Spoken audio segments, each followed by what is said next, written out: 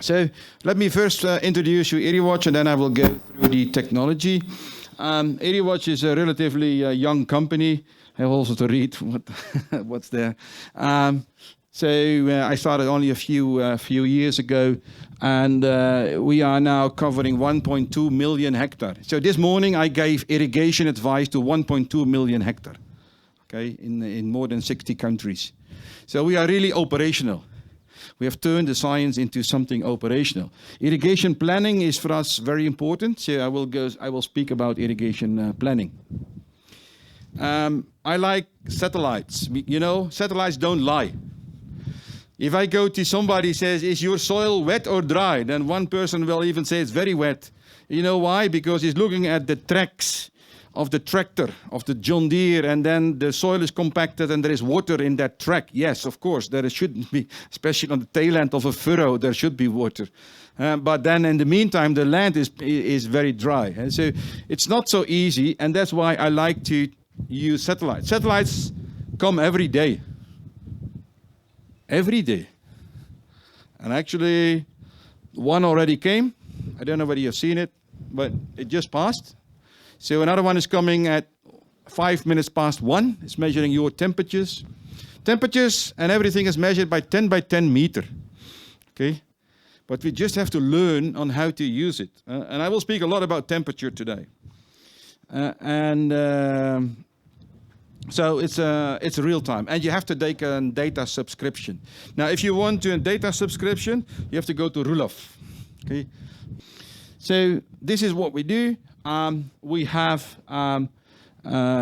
satellites. We also look at weather predictions. So we look at the future. What will be the weather for the next 8 days?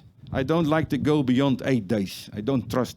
Maybe 8 days is already optimistic. Huh?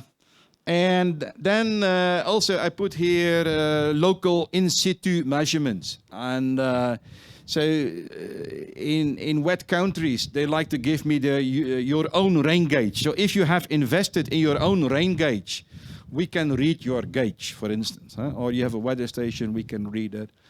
But what we are really moving towards with VansLab is that their soil scans and their permanent zones that Roelof spoke about, we can also read.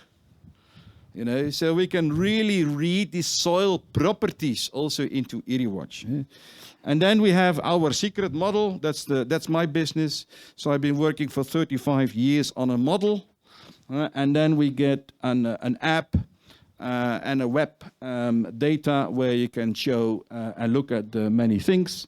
So these are all the countries that we have been active. We are active now. So I'm traveling a lot these days, as you can imagine. And these are the places where we are currently active in South Africa. So the majority is from VansLab, but also a few other international partners that we are working with. And then also you can see many fields in West Cape. This is today. So probably when the next season starts, we will get more fields getting in. We are a small company of 7 people. Basically, we are a family company. So if I really want to scale up in this very big world, I need partners, okay? So we call them resellers. I think Roelof had a different name for it, but we call them resellers. So I started in 2020 with all kind of peoples that I know from my past. And now we are 2 years later, and the good news is half of them left. That's good, you know, because the right ones remain. They are the ones that are motivated. These are the ones that have vision. And also, if you move from classical measurements of moisture in your field to a satellite, it's a mental change. And many people don't do that immediately. You know, you need to be an innovator to really say, okay, now I believe the satellites. And so things go slowly. That means, what I wanted to say is that if you really want to start promoting remote sensing and satellite measurements as a truth, not only it has to be accurate and precise and so on, but also it takes time. It is a matter of years. You cannot introduce this satellite technology just in a few years among farmers in South Africa or in Zimbabwe or wherever. You know, it takes a longer time. The good news is I have now a very nice group of people that help me every day. So, what can you do with Irriwatch? And I'm making a very big jump. Usually I put this slide at the end. I go first to all the technologies and results, and then people are like, yeah, what am I doing here? You know, so I thought, let me start this up front. You know, what can you do? And one very important thing is irrigation planning, and I will give you some examples later on why that is possible. So we give you an irrigation advice for every 10 meters before the breakfast. Now, what time is your breakfast? What time you take the breakfast? Somebody before 5? Yeah? No? Okay, then I'm on time, because at 5 o'clock your data is in your mailbox. Okay? Also the monitoring, which means like, okay, but let's learn from my irrigation, you know, like how much did I irrigate? And how is my yield response? How does it compare to my soils and so on? And, you know, we work a lot in California. And in California, if you steal one drop of water from the canal, a lawyer comes. You know, everything is lawyer here, lawyer there. So California has a big problem, as you know. There's a big drought. But they have money and they have a law. Okay, so groundwater pumping by 2040, the year 2040, is only marginally possible. And they make it very clear to the whole community, this is the future amount of groundwater that you can pump. And this is a schedule. We are now here, we have to go to 2040, and year by year it has to go down. Okay, and you know, this is very interesting. They want to monitor on how much groundwater is pumped. Okay, normally you would say, okay, I'm going to use my flow meters. You know, I have already flow meters. Many of you, who has flow meters on the farm for measuring irrigation? Can you raise your hand if you have flow meters? Nobody is measuring its flow? Nobody? Oh, that's interesting. Yeah, okay, that makes sense. In California, all have a flow meter, you know. And you know what the government is saying? We are not going to use it because too many manipulations going on. We trust the satellite remote sensing from Irriwatch more. So our data is used to really also see whether everybody is going into a more sustainable way of agriculture. Number 2. Number 3 is more crop health. You know, like, is your crop growing well? And I will very soon explain how we do that, how we can say something about your crop health. But also the stresses, like environmental stress. We are always worried about water and water stress. But in fact, heat can be equally important. See, in Europe, we had a very hot summer. You know, we have, even in the Netherlands, 40 degrees air temperature. Surface temperature, 50 degrees. See, our potatoes didn't like, we have the wrong varieties, you know. So, heat stress. And I tell you, also stress because of dry air is very important. Your crops don't like low humidity, low air humidities. They don't like.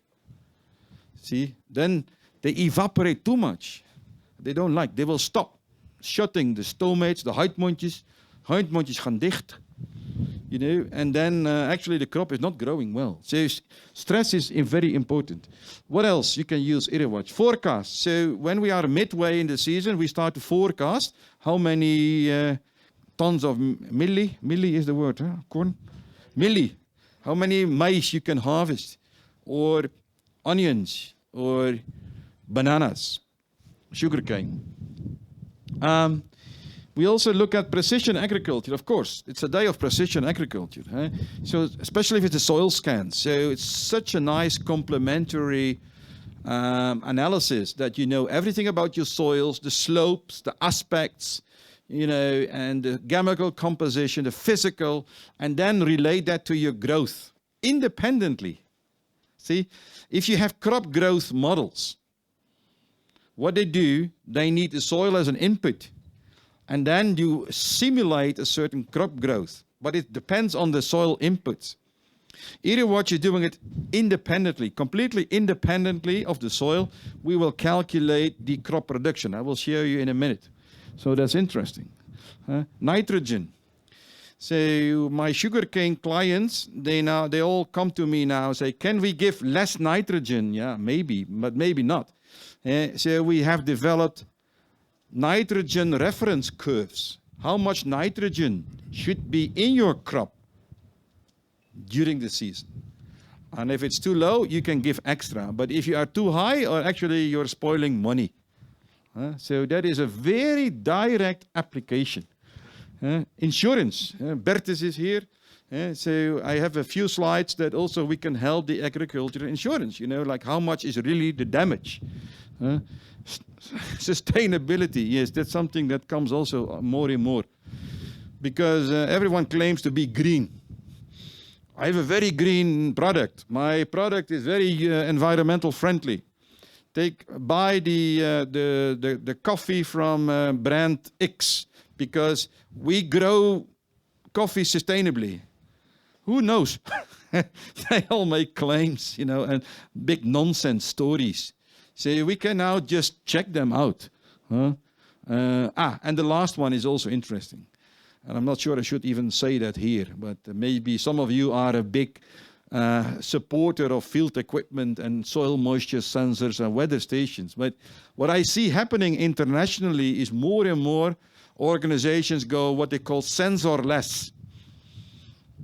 They want to replace, you know, the soil moisture probes by something else, by satellites.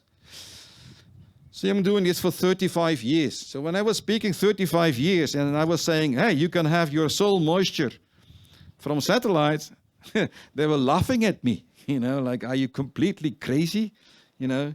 But now it's changing. Now people accept it. They know that, you know, there is a lot of scientific progress and research done, so that is all good. So what Irriwatch is doing is essentially measuring the temperature of the canopy, the blood temperature. So, and why? Because actually showing whether you are okay. Same with your health. If your temperature goes up, something is wrong. And you have to go to a doctor and then do a scan. So basically, by measuring the temperature of the leaves, we can also see what is going on. And it has a lot of impact. It has impact on the radiation physics. We have not only sunshine, but we have also long-wave radiation for our crops. Long-wave radiation depends on temperature to the power 4. So it's highly non-linear, very important. But also it controls the transpiration, the sap flow. If a plant is cool, it has more sap flow, for sure. 100% sure. It's all physics. At the same time, we also know it has more photosynthesis. That's what we want, right? We want more cane. We want more potatoes. And we want more carrots, whatever. Grass, if you're a dairy farmer. You want more feed. You know, physics is the same. So think about, I'm always explaining this to my students, you know, like, what happens if you sweat? You know, you really, by sweating, your temperature goes down. So this is a person that's getting hot and he starts sweating and his temperature is going down by 2 or 3 degrees. So sweating is good, but leaves do the same. We have hot leaves, we have cold leaves, and you can say in general that, you know, when you see a cold leaf, it is sweating. So that is a fact. That's physics, biophysics. So that's why we are so keen to measure the temperature of the leaves. And this is an example. So here, I don't know whether you can see on the screen, but we have here these pixels of 10 meter by 10 meter. And these are very small fields, even fields of half a hectare. So these are small-holder farms, in this case in India. But we make these maps every day for South Africa.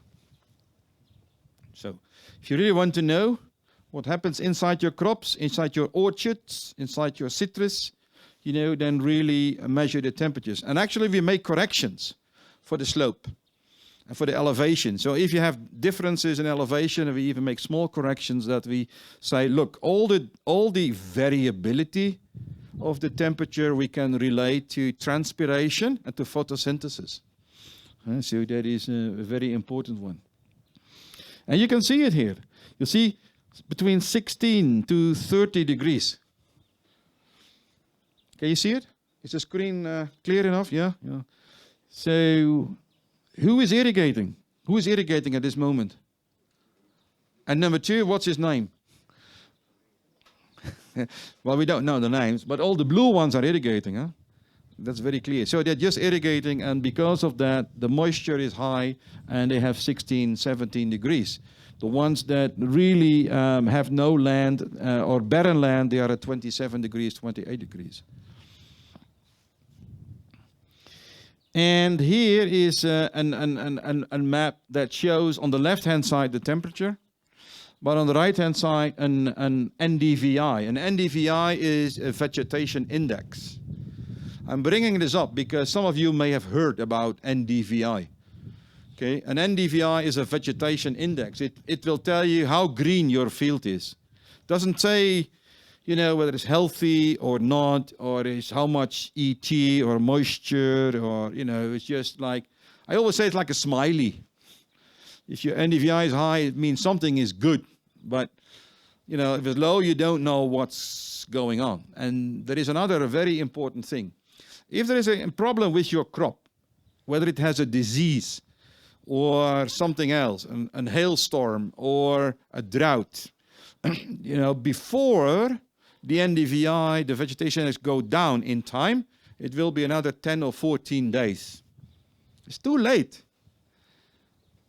If you have a disease, you want to act. You want to act immediately. Now the temperatures actually, that's almost a delay time of seconds. If there's a problem with your crop, immediately the temperature changes. When you measure the temperature of the crop, then you see it's changing with the wind speed. So if there is a little bit more wind, immediately it goes down. If the wind goes up, temperature goes, so changing immediately. So temperature is good. And probably the image is not, clear enough to see, but if you look at the patterns, I think the temperature pattern on the left hand really shows much more variability. So you can learn more from it. So if somebody is talking to you like, oh, we're going to use remote sensing and NDVI, then think about that. That is the old technology. The technology from 1969. Okay. So do you want to use a telephone from 1969? No way. So don't use NDVI, for your crops. Use temperatures. So here are different thermal satellites. I will not discuss in detail. But what is very interesting is that there is now so much demand from agriculture worldwide that private companies start to launch their own satellites. It's a new development, So again, 20 years ago, I was preaching and I was like, I was the only one. Now, new satellites are coming to help agriculture, which is good, So this is a theoretical picture. I'm not going to explain, don't worry. But what we do is we look at how much. Okay, this is another thing. Solar radiation. Solar radiation is measured every 15 minutes for South Africa. It's for free. And it is so accurate. You cannot even measure it more accurately in the field. So we know the solar radiation, we know the solar position, we know how much energy, and then what we really do is we look at the temperature, and then from the temperature we say how much ET there is. ET is evapotranspiration. Verdamping, is that an Afrikaanse word? Yeah, verdamping. This is all about verdamping. You know, so if the temperature goes down, your verdamping goes up.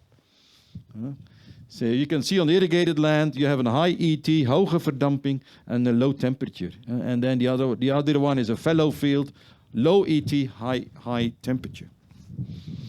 So that's what we do. So basically, I can tell you exactly how much water is being used on every field, on every 10 by 10 meter yesterday. I don't need to know your type of crop. I don't need to know the age of the trees. I don't need to know your root depth. I don't not even know the soil type, because I solve the ET from the other components. So that makes life easier. That you can do things. So we also want to understand what happens in the root zone, because we want to irrigate, or you have a rain-fed system. You want to know, is there enough water in my root zone or not? So we make also water balances. So we make water balances of root zones. So we have the ET, we have the precip from field measurements, we have the depths of the roots. So we also make estimates of the dynamic growth of roots, and we look at soil moisture and soil moisture storage. So basically, we model the water balance. This is also needed for days that we have no images. And on days with clouds, we have a problem with the images. So we have many images, but if it's clouded, then basically they are useless. That's a fact, okay? So clouds are my biggest enemy. But I have the water balance. So even if there is a cloud, I can still run my water balance. I take the ET from yesterday. I take the water storage from yesterday. I have my rainfall from stations, or if there is no stations, we have a global model for that. So anyway, we can always make the water balance. I just want to show that for people that do not know us, that we have been working in science very actively, maybe too long. So then, it's about, okay, can you then predict my crop yield? So these are all green beans in France and Hungary of one client. And every line is one field. So we measure for every day how much crop is produced. Okay? That is what we call the dry matter production. If the crop is very low, you cannot say about yield because there is not even a grain.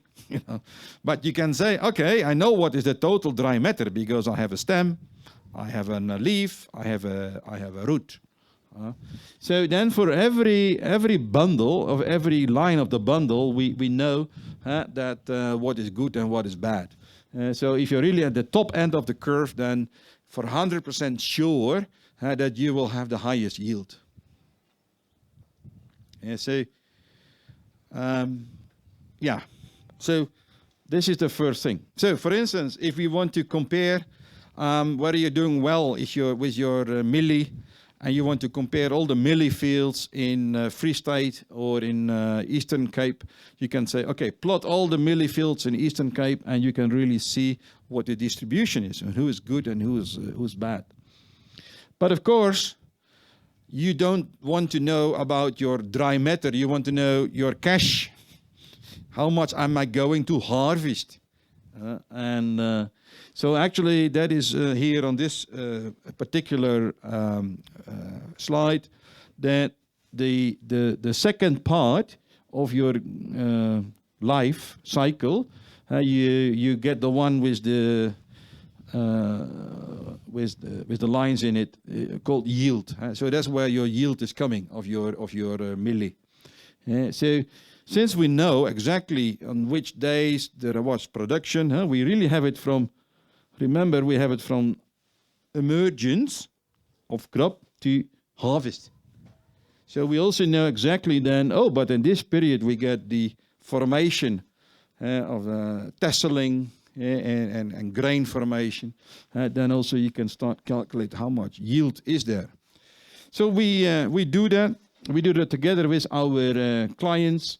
And this is an example of aardappel in Holland, in Netherlands. So here every dot was one field, so it was a big one. It was a big farmer. So basically, we could really predict his total amount of potatoes very well. So we could exactly say that how much ton he was going to harvest. And although you can see from field to field, there is always some variability. That is also a fact. Not every field is 100% accurate. That I have to confess. That is true. That's just a simple fact. But overall, it really works nice. So think about whether crop production is important for you. You can say, look, I know it anyway, because after my harvest, I know exactly how much I have grown. But it's maybe also interesting to look inside your fields. Are there places that are doing better than other places? And that's exactly where the soils come back. Because maybe if you have certain places within the field that are really doing well, that is maybe related to this water holding capacity, or you have more organic matter, or your pH is more optimum, and so on. And then also you can learn. You can even learn your own fields, like, hey, maybe I should give more focus here or more focus there. So very important, and this is one of these validation graphs. Yeah, just again for people that didn't get the message yet.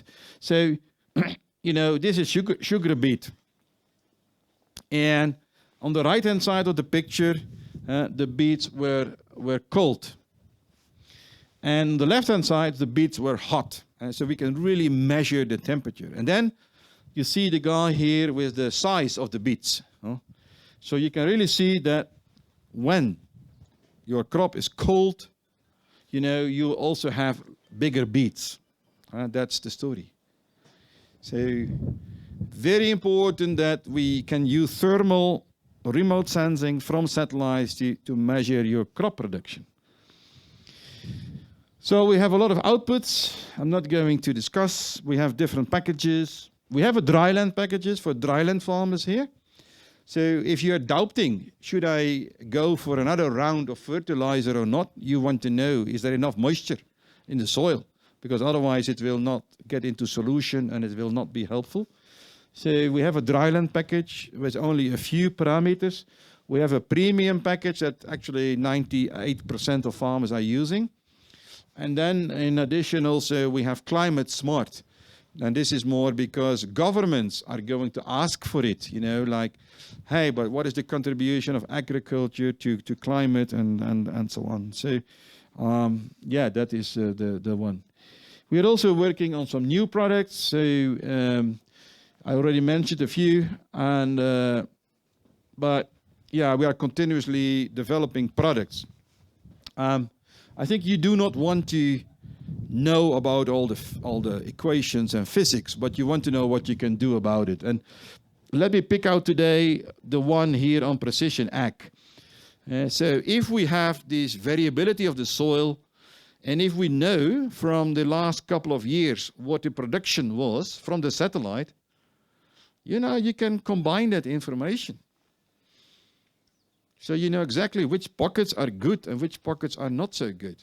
So what do you do with your expensive Syngenta seeds or Bayer seeds? Are you going to put everywhere the same amount of seeds, or are you going to put more seeds per hectare on the places that are good? That's the question. You can have a uniform application, but we know from the last 5 years and the soil scans that it's not very likely that your yield will be uniform. Actually, we know it will not be uniform. So why should you not put more seeds per hectare on those fields with a higher loam content, lower temperature, and high production that we know from the last couple of years? That is very, you get more cash per hectare. So, but also with the fertilization, if you know that the impact of the fertilization is not as high as you would have desired, you can also maybe put less fertilizers on very sandy pockets. People always say, oh, it's not growing well there, it's maybe sandy, I put more fertilizer. Yeah, but it will not change, it will remain low. Production will not suddenly go up because the production is limited by something else, not by the fertilizer. And also same for irrigation. So if water is scarce, and I know water is scarce, and especially scarce in the arid parts of South Africa, you know, then really you want to bring only the water where it's really needed. And so therefore we have that irrigation planner. This is how it looks like. And I've taken just one Henko. Is Henko here? Henko Agri? There's a client of you? No? Yeah? No? Oh, you know him? Yeah, okay. Yeah. I just found him in our system. I don't know. Yeah. So, no, just checking he's in the room. But, see, here you can see the dates. So you can see the bars with the different dates. And so actually there is one gray bar that's saying today, I think. Yeah. On the live stream, just answered you now, and now I'm watching remotely. So he's on the live stream. Yeah. Oh, he's on the live stream. Ah, very good. Thank you so much. So, okay, great. So this is your advice, sir. Today you have to irrigate. Also the next days you have to irrigate. And if you want to know the amount that you should irrigate on, this is only one particular field, you have to click on the blue bars. So, yeah, I'm not going live today, but there is this. In the graphs, you can click on irrigation planner. That's what he should do. So Mr. Henko should click on the irrigation planner, and then he should click on the blue bar, and it will tell him how many millimeter he should irrigate, field by field. And actually, there is then the moisture goes up. So the moisture, if you do not irrigate, it is the dashed line in blue. It will go down. And if it enters in the red zone, you will get water stress, so his crop will be impacted. He should stay away from that red line, because that red line is your stress line. Okay? If he's irrigating according to this advice, then the line will become green and dashed. You see, and it's going a little bit up and down, but then it's perfect. His crop will be happy. Then, because I think he has two pivots, he can also decide to irrigate not everywhere the same amount. So here, actually, you can see that in the middle part, he should go for the maximum amount. But for some reasons, on some of the edges mainly, there is sufficient moisture. You know, and now I know with a pivot that's very hard to control. But in case you would have had a drip system with sectors, you know, you can really say, okay, this sector I give, for instance, only 3 hours of water. The other sector I give 6 hours or 5 hours of water. And very funny. I have to share this experience, because people talking about variable rate irrigation. Maybe Sasri also is maybe working on it or promoting it. Like apply only the water where needed. And you know which country is now number one in the implementation? And I did not see this coming. India. You know why? Because the fields are only half a hectare. And they have 3 sprinklers. So they have to decide where to put the sprinkler. And we have like Advanced Lab partner in India, you know, and they make an app in Hindi. They get it every morning and they can see then where they should move their sprinklers to. And it's working.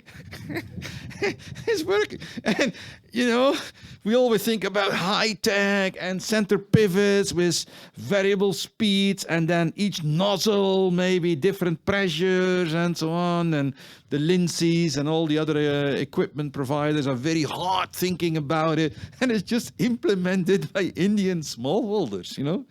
So for me it means it makes sense. I mean, why are they doing it? Because it's making sense. You know? So somewhere of the concept is right. Okay.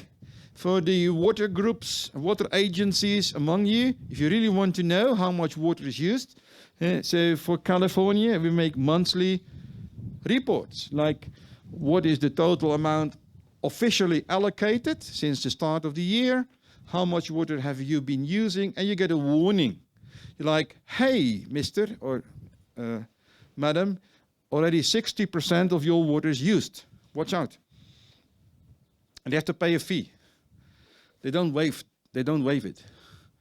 And the fee is steep. There are people paying more than $500,000 per year on fee because they're using more water than their entitlement. You know, so it's serious. But it's fair and it's transparent. Everyone now is moving in the same direction. So if you really want to have independent data for water user associations, you know, like you have this nice associations, you have your gatherings, but in the end you don't trust that other person always taking more water. No, it's solved. You can even make a very large screen on the street, you know, that everybody can see. Nobody can hide. And maybe some of you don't like this, you know. But believe me, in the end, this is much better for the sustainability, you know. So then we forecast the harvest. So this again is the dry matter production curves. I'm going back a few slides just to make the link. So, that's a lot of slides back. Actually, I was referring to this one. So if we are, let's say, halfway in the season and having knowledge from your milli from last year and before last year and so on. If you're already halfway, you can see where you are in the upper end or lower end of the curve. We can start making predictions of your yield, assuming normal weather conditions, of course. Weather can always suddenly change and so on, but it helps, you know, if you have some better idea about how much is there. Then here is one for sugarcane. I was speaking about before that one of my clients, they really want to save on nitrogen for the simple reason that nitrogen prices are skyrocketing. Yeah, so they do not want to give more than a certain amount. Now, we express the nitrogen here as a percentage of the dry matter. You can also do that a kilogram per hectare. It's the same. You know, you can convert that because we have the total dry matter accumulation. And there are what they call reference curves. So there are reference curves for sugarcane, for potatoes, for corn. I have seen them also. Most crops, they have these curves. And that really helps whether you are under or below. Okay, I think that tells more than, okay, I have 130 kilogram of nitrogen being taken up by the crop. Okay, 130 kilo. So is that enough or not? You know, well, that depends where you are. Yeah, and actually, what you see is towards the end, towards the harvest, that number can go down. That's no problem. And then also, this is a case of a grape grower, and he said, "Look, I want to know my nitrogen status for every block, for every block. How you say?" Block. Okay. And you can clearly see a big difference. So maybe it is on purpose, but I know in this case it was not on purpose. So he can improve on the fertilization plan. Okay. And already by doing that, he will gain a lot of money because the costs for Irriwatch are much lower than for the nitrogen purchase. Okay, a few more. So here's this, unless my time is over, but can I still have 5 or 10 minutes? Yeah. So here is also a very nice integration of the AMI and then the temperature and then the production. So Roelof spoke about the electric magnet, the EM38, and that is there. What is on the lower left is also quite interesting. That is the production on the left-hand side in the green and yellow blue colors, and then the right-hand side is a classical soil survey, a gridded survey. Sorry, Roelof, I know that's very bad and very old-fashioned, but they just wanted to check whether fields with lower water holding capacity or field capacity, actually this is a field capacity map, had more production. Now, well, if you look closer, it comes out very nicely that all those cells, all the grids with lower field capacity had also lower yield. Okay, so it really makes sense. You can really, you can earn from having better soil knowledge. So you should voice your soil. Also, I added one more slide from bare soil in UK. I mentioned a couple of times that Irriwatch is measuring temperatures, but we do it the whole year round. So a data subscription is for 365 days. And you can start any day of the year. Usually that includes also a fallow period. But this is very interesting because this is fallow land, this bare soil in the UK. And even there I can see differences of 10 degrees. And you know what? When we had the final maps of potato yield, we could see back this map. So the hot temperatures in red are really the one with higher sand fraction, lower organic matter content, and so on. So this is a very nice way, really, and Leon and I will have some really discussions on this, on how to merge the EM information up to 1.5 meter with the 10 meter temperatures. It will be a nice addition. Okay, the insurance. So Bertus, here are your slides.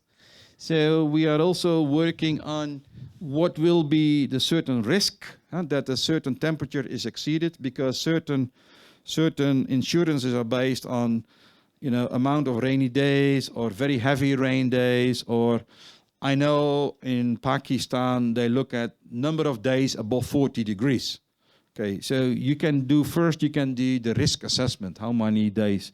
Then you can look at the actual weather days, actual temperatures, and so on, which is good if you have weather-based insurances. But what is new is that we can also look at the water status. So on the basis of moisture or water balance, you can also pay out. So no longer it's just based on weather, but it's really based on water availability to crop. Okay. And finally, and that I think is superb, is that we can even look at crop production. I gave you examples that by measuring temperature and photosynthesis, we can look at the growth of crops, but then also we can have actual production, but also we can say, well, what is the impact of water, what is the impact of heat, and so on. So that is a completely new direction for insurances. Last piece, I think, also for the sustainability reporting. So people want to know more about how much greenhouse gases, how much air temperature cooling occurs from irrigated crops, and so on. So this is more for the sustainability people. So to conclude, this is the slogan of Vans Lab, that you should voice the soil, and you should listen to the land. But I like to add here one more, and that is like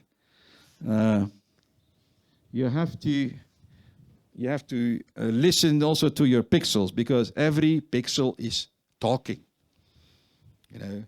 And with that, I would like to stop